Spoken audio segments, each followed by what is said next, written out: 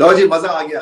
ये होती है जीत, इसलिए कि इस रन चेज में सब कुछ दिखा, मैच्योरिटी थी। जी अस्सलाम वालेकुम नाज़रीन। साउथ अफ्रीका के खिलाफ ट्राई नेशन सीरीज में पाकिस्तान की शानदार जीत के हवाले से रमीज राजा ने बड़े ऐलानात किए हैं और रमीज राजा ने पाकिस्तान क्रिकेट टीम की तारीफों के पुल बांध लिए हैं। और स्पेशली जो मोहम्मद रिजवान और सलमान अली आगा ने आज एक तूफानी इनिंग्स के लिए है, एक तबाकुन इनिंग्स के लिए है, वो जो है उसके हवाले से रमीज राजा ने बड़े ऐलानात किए हैं। आपके साथ रमीज राजा की मुकम्मल वीडियो शेयर करता हूं कि रमीज राजा इसके हवाले से क्या कहते हैं। पाकिस्तान ने जो है ट्राई नेशन सीरीज़ की जो फाइनल है उसमें पहुंच चुका है। अगले दिन न्यूजीलैंड के खिलाफ पाकिस्तान ट्राई नेशन सीरीज़ का फाइनल खेलेगा।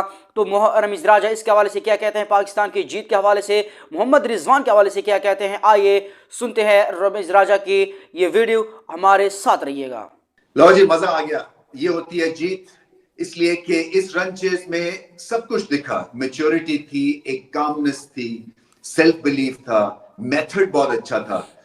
बहुत रन्स करवा दिए ऐसा लग रहा था, मगर इतनी फास्ट आउटफील्ड है कि कहना पड़ेगा कि शायद फिर भी साउथ अफ्रीका कुछ रन्स कम थे, मगर जितने भी रन्स होते, जिस अंदाज से पाकिस्तान ने ये रन चेज किया है, कोई भी टोटल या टारगेट इनसे दूर नहीं होना था।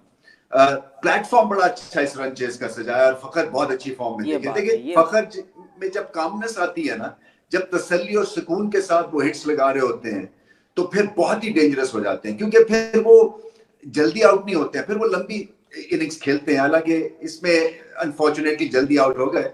बहुत ही आला कैच हुआ उनका, कॉट बिहाइंड, थोड़ा आगे भी खड़े हुए थे क्रीज से, कुछ डिफरेंट करने की कोशिश कर रहे थे। बट ये पाकिस्तान के लिए एक बहुत ही पॉजिटिव सिग्नल है, एक पॉजिटिव, एक तरह से इंप्रूव्ड पोजीशन है पाकिस्तान की, अगर फखर जमान इस तरह से बैटिंग करेंगे। क्योंकि ना सिर्फ वो स्कोर बोर्ड को कंट्रोल करते हैं, बल्कि कोई भी टारगेट हो तो वो अचीव कर सकते हैं। और आजकल ज्यादातर उन्हीं के दिन हो रहे होते हैं। ये नहीं है कि ऑन द डे फखर जमान आपको मैच जिता देंगे। जो फॉर्म लगी हुई है, बहुत ही अच्छी फॉर्म है, और ओपनर का फॉर्म में होना इस चैंपियंस ट्रॉफी में बड़ा इंपॉर्टेंट है। क्योंकि जैसे मैंने कहा ना कि वो शॉट को सेटअप कर सकते हैं, किसी भी एग्रेसिव टारगेट के पीछे जा सकते हैं, उनका एक एक्स फैक्टर है उनके पास। और फिर ऑपोजिशन उससे घबराती भी है, स्पिन को अच्छा फड़काते हैं, छक्के लगाते हैं।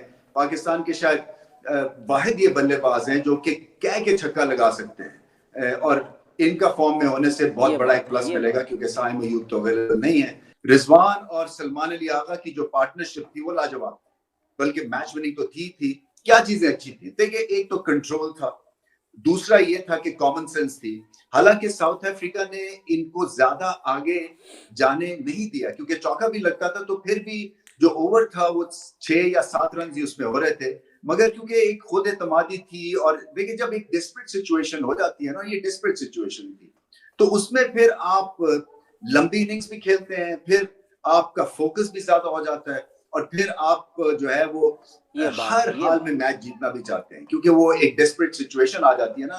नो वे आउट पाकिस्तान के लिए था, और 350 का स्कोर जब लग जाए बोर्ड पे, चाहे जैसी मर्जी पिच हो, जैसी मर्जी आउटफील्ड हो, घर में आप खेल रहे हैं, पहले आपसे 300 स्कोर चेज नहीं हुआ था न्यूजीलैंड के अगेंस्ट, तो एक धचका आपको लगता है और कॉन्फिडेंस भी चला जाता है। सो ये रन चेज में रिजवान का खास तौर पे बहुत ही इंपॉर्टेंट रोल था, क्योंकि एक तो एक्सपीरियंस हैंड है, दूसरा ये कि कप्तान है, और कप्तान फॉर्म में हो और इस तरह से लाइन के दूसरी तरफ लेके जाए टीम को, तो इससे सारी टीम वालों में एक हौसला बढ़ जाता है। और फाइटर तो है ही है रिजवान, उनका फॉर्म में आना मिडिल ऑर्डर में बड़ा इंपॉर्टेंट है, क्योंकि मिडिल ऑर्डर मेक और ब्रेक सिचुएशन होती है।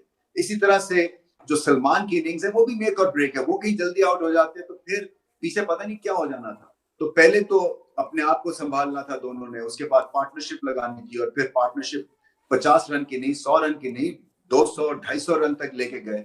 सो कंसंट्रेशन भी लाजवाब थी, कंडीशंस बहुत अच्छी है बैटिंग के लिए। सो आगे चल के सोचना है चैंपियंस ट्रॉफी में पाकिस्तान ने क्या करना है, रन चेजिंग के ऊपर बेस करनी है अपनी विंस, या पहले स्कोर इतना कर देना है कि फिर ऑपोजिशन दब जाए। सो अभी ये जो फाइनल होगा इस ट्राई नेशन का न्यूजीलैंड के अगेंस्ट, ये बात इससे भी पता चल जाएगा कि अगर पाकिस्तान टॉस जीतते हैं तो क्या करना चाहेंगे। मेरे ख्याल से रन चेजिंग आसान ऑप्शन बनने वाला है यहाँ पे, क्योंकि ओस भी थोड़ी सी हो जाती है, और ये जो पिच अगर ऐसी रही तो फिर खतरनाक भी नहीं है, गेंद फंस भी नहीं रहा, स्पिन भी ज्यादा नहीं हो रहा है, बहुत ही उम्दा बैटिंग कंडीशंस हैं। सो आप ऑपोजिशन को ललकारें कि अगर आप 350 करेंगे तो हम कर सकते हैं। सो इससे ये कॉन्फिडेंस जरूर मिलेगा।